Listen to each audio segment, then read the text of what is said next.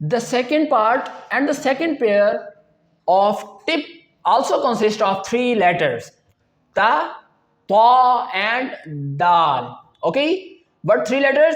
Ta, Twaa and Daal.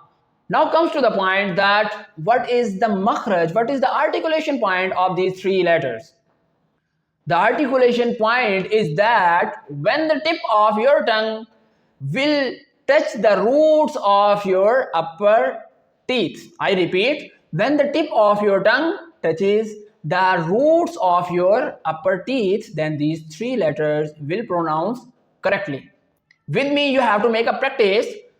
Ta, po, dal, ta, po, dal. And with that rule, when we make a connection of Hamza Fatha with these three letters, then we will know the articulation point. How? Hamza Fatha Ta'at, Hamza Fatha Ta'at, Hamza Fatha Ta, up, Hamza Fatha Dal, ad, ad, ad, up, ad.